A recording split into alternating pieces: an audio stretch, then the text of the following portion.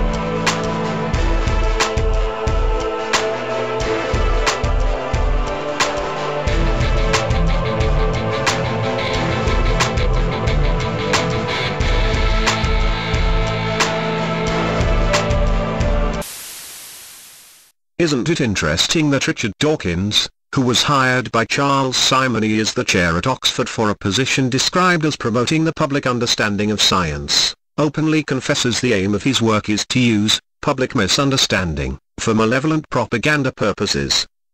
The truth of the matter is that Richard Dawkins and his new atheists are not promoting a public understanding of science at all. Dawkins is admittedly promoting a misunderstanding of science, or in other words, he is spreading disinformation and deception based on propaganda.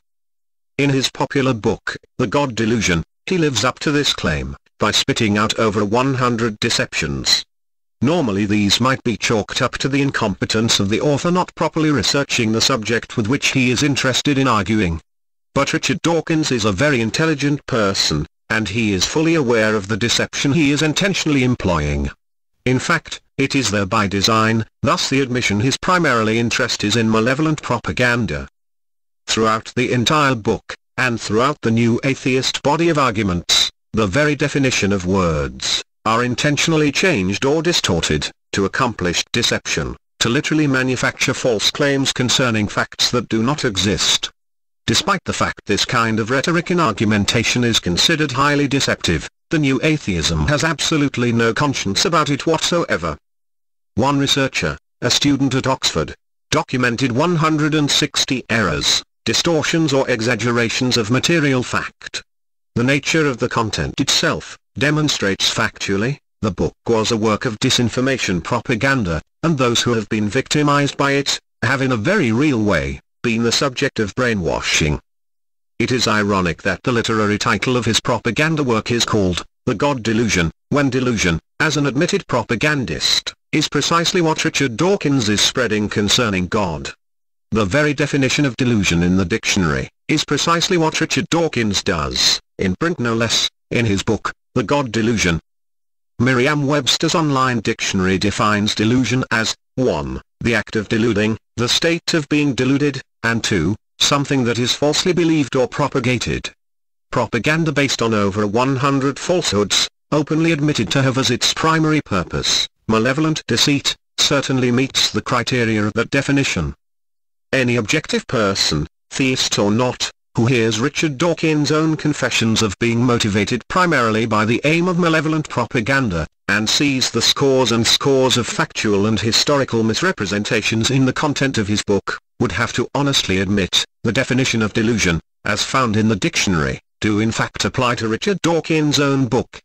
And therefore those who have been brainwashed by it, are in fact the ones who have been, unfortunately, deluded. And once again we see, the atheist argument, actually projecting its own weakness onto a theistic target, using nothing more than opposite speak, and Jesuit equivocations. Look, you don't have to be an atheist to believe in evolution. Now, if your aim is to propagandize in favor of evolution, that obviously is the best seduction technique. But if your aim is to kill religion, as mine is, then just let me finish. If your aim is to kill religion, then since evolution is manifestly true, then if there are people out there who really believe that if you are an evolutionist, you've got to be an atheist, then all I've got to do is to persuade them of evolution, which should be comparatively easy, since the evidence is overwhelming, and I'll turn them all into atheists. Lecture once at an Orlando conference where the whole point of my lecture was to deny as emphatically as I could and as categorically as I knew how the existence of God.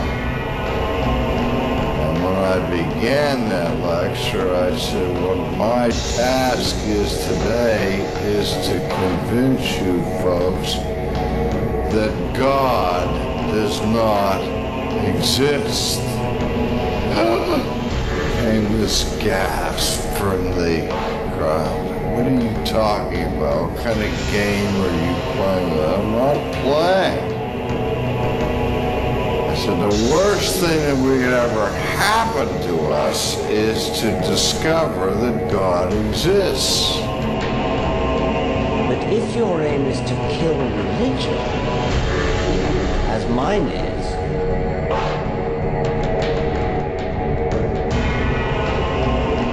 I mean, you might not believe in the traditions we're talking about here, but if they are done away with, if they are very severely challenged, that it can be destabilizing for some. I agree. I mean, I'm not one of those who wants to stop Christian traditions.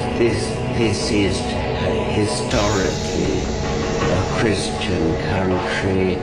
I'm a cultural Christian, the same way as many of my friends call themselves cultural Jews or cultural Muslims. So yes, I love singing carols along with everybody else. I'm not one of those who wants to purge our society of our Christian history.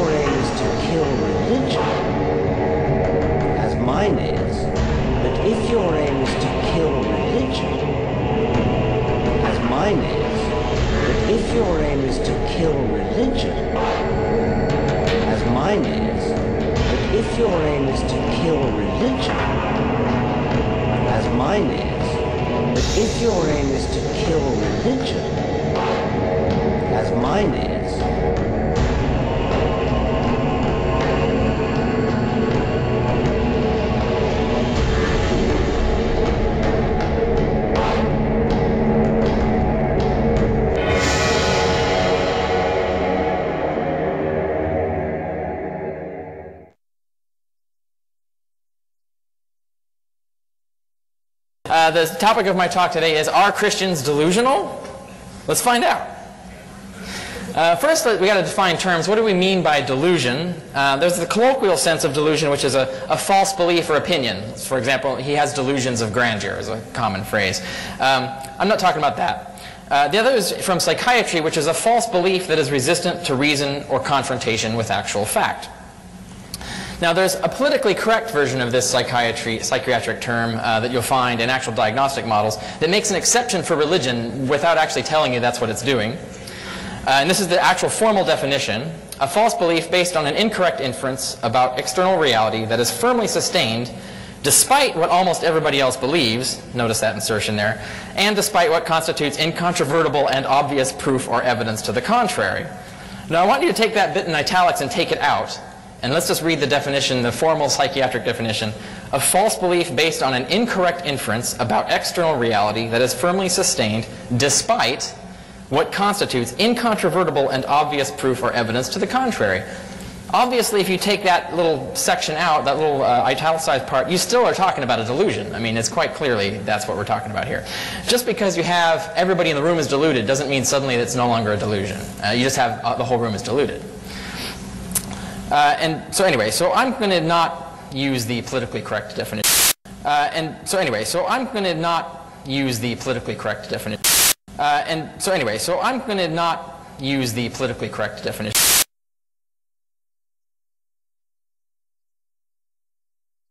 I'm going to talk about just the basic definition, a false belief that is resistant to reason or confrontation with actual fact. A false belief that is resistant to reason or confrontation with actual fact.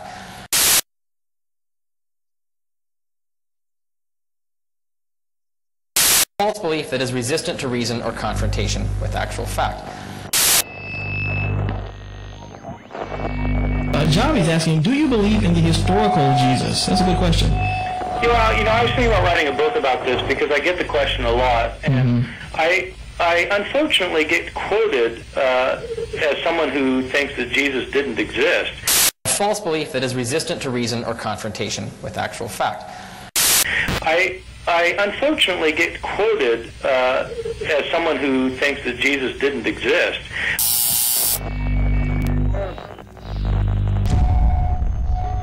A false belief that is resistant to reason or confrontation with actual fact.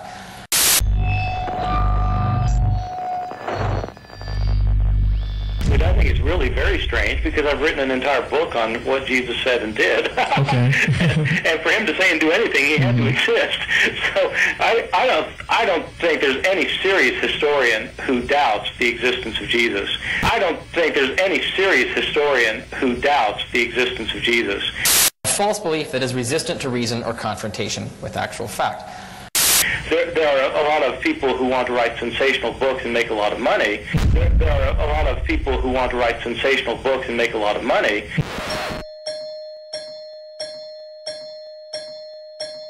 Who say Jesus didn't exist, but I don't know any serious scholar who doubts the existence of Jesus. And a false belief that is resistant to reason or confrontation with actual fact. So absolutely. Or shall we say a Jesus? Well, I mean, because there's some ideas about this too, right? Like Jesus Christ itself, right? Just means what does it mean? Like the anointed one or something? Well, Christ is the Greek word for anointed one. It's the same. It's the Greek equivalent of the word Mashiach in Hebrew, which is where we get Messiah from. Right. So basically, so any Jewish sect that believed that they had that Jesus Christ, then that entity would exist, so to speak. So I mean, I guess what I'm saying here, I guess I'm going with maybe the multiple Jesus hypothesis, that there might have been a variety of different, which is why we have so many different stories. I don't think there was more than one person. I mean, I think really? There was a false belief that is resistant to reason or confrontation with actual fact. I think there was a historical person, Jesus, and that we can say some things historically about him. But what happened was, after his death, so many people told stories in so many different parts of the Roman Empire that different portraits of Jesus emerged. And some of these portraits show up in the Gospels, so that, in fact, the portrait of Jesus in Luke's Gospel is different from the portrait of Mark, and different from the one in John, and different from the one in the Gospel of Peter, or the Gospel of Judas. I mean, these are all different portraits. Well, it sounds like, to me, there are some people in the chat room right now disagreeing, of course. A false belief that is resistant to reason or confrontation with actual fact. But they're saying that there really isn't any hardcore evidence, though, that there isn't any evidence really that Jesus did exist, except what people are saying about him. I disagree with that. Really? A false belief that is resistant to reason or confrontation with actual fact. What hardcore evidence is there that Julius Caesar existed? Well, this is the same kind of argument apologists use, by the way, for the existence of Jesus, by the way. What's that? they like to say the same thing you just said just then about, well, what can evidence be for a Jew? No, I mean, it's just a typical. I mean, it's a historical point. Right. I mean, how do you establish the historical existence? Right. Well, I guess from the past. I guess it depends on the claims. It depends on the claims that people have made during that particular time about a particular person and their influence in society. There are. One has to look at historical evidence, and if you say that historical evidence doesn't count, then I think you get into huge trouble. A false belief that is resistant to reason or confrontation with actual fact. One has to look at historical evidence, and if you say that historical evidence doesn't count, then I think you get into huge trouble. One has to look at historical evidence. And if you say that historical evidence doesn't count, then I think you get into huge trouble. A false belief that is resistant to reason or confrontation with actual fact. One has to look at historical evidence. And if you say that historical evidence doesn't count, then I think you get into huge trouble, because then how do you, I mean, then why not just deny the Holocaust? Or, you know, why not deny that Abraham Lincoln lived? Or why not deny, I mean, just deny, I think these things, you know, I think it matters what happened in history. Right. Well, what do I just say is, the way I like to word it this way, because, I mean, really, I think we do have more evidence for those things you mentioned than we probably do Jesus Christ. But I like to tell people... A false belief that is resistant to reason or confrontation with actual fact. Well, what harm would it do? Because, especially the information that you have just now about, even if there was a Jesus, the book of Mark shows us that there was an embellishment way after anyway. I mean... A false belief that is resistant to reason or confrontation with actual fact. So, I know people want to know what Jesus really did say. Right. And, you know, that assumes that he really existed. And that we can't know. You have to look at the evidence. A false belief that is resistant to reason or confrontation with actual fact. And what is the evidence? Because even that we cannot know for sure. But I guess you would say, we can look at the earliest manuscripts that date to what, around when he should have existed or something, or what? What do we have? Because we don't have anything that exists, right, until after he died, allegedly, right? About him, you mean? Right, about Jesus. That's true of everyone.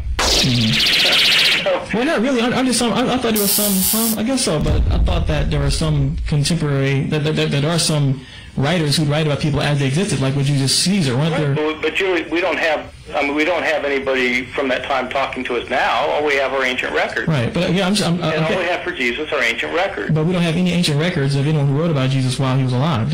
A false belief that is resistant to reason or confrontation with actual fact. Do we? No, absolutely not. And we don't that's have, the difference. Just as we don't have 4 billion of people who lived in the past that we're pretty sure existed. I mean, we have more evidence for Jesus than we have for almost anybody from his time period. A false belief that is resistant to reason or confrontation with actual fact. So, I mean, you know, I'm not saying this as a believer. I'm not a believer, but as a historian, I'm just saying that you can't just kind of dismiss it and say, well, you know, we don't know. A false belief that is resistant to reason or confrontation with actual fact. I mean, you have to look at the evidence. So there is hard evidence, I think. Okay. I would look for archaeological evidence and stuff as well. For example, we have one author who actually knew Jesus' relatives and knew his disciples. And who's that? Paul. How do we know that? Because we have Paul's letters. How do we know he didn't lie about it? Why would he lie about it? A false belief that is resistant to reason or confrontation with actual fact. Well, there are people. Paul says things about Jesus as off-the-cuff comments, where he's not making a point. And see, that's very important to historians. In other words, a historian wants to find disinterested comments. Right. And Paul has disinterested comments where he says things, for example, about James, the brother of the Lord, which is just an off-the-cuff comment because everybody that he's writing to knows who he's talking about. So he just makes the off-the-cuff comment. That's very important information. And that is if he wrote them. A false belief that is resistant to reason or confrontation with actual fact. Now, If he even wrote that. This is comment about the False belief that is resistant to reason or confrontation with actual fact. 12 disciples. If in fact, I mean, so the whole point is that you've got a disinterested comment from somebody who actually knew these people. If he even wrote that, though, correct? Because isn't there some There's no doubt about Paul writing Galatians. Aren't there some theories that suggest that maybe Paul himself had scribed that False belief that is resistant to reason or confrontation with actual fact. That wrote for him? Every person who wrote epistles in the ancient world dictated them to scribes. Right, so how do we know then that False belief that is resistant to reason or confrontation with actual fact. You know, Cicero wrote his letters. I don't. I'm not a historian, so I don't know about Cicero. But well, I am a historian. I'm telling you. But there are some. but there are many historians who disagree with you. I think. None that I've ever heard of. Oh, really? False belief that is resistant to reason or confrontation with actual fact. Well, not serious historians. Not serious historians. I know thousands of scholars of the ancient world, and I don't know any one of these scholars who doubts that Paul wrote Galatians. Okay. So these are people who have devoted their lives to this, and a lot of them are like me. It's not that I've got a personal investment in Paul. I mean, I'm not even a Christian. Right. I'm just saying, as a historian, there's no doubt Paul wrote Galatians.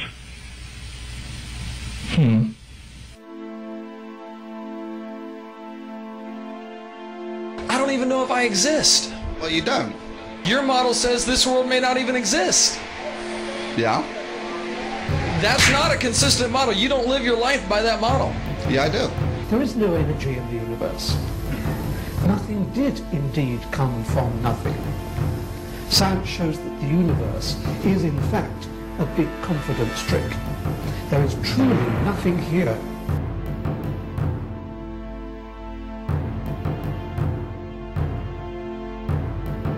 You live as if this world doesn't exist. It's necessary. So you live as if this world may not even exist. Yeah.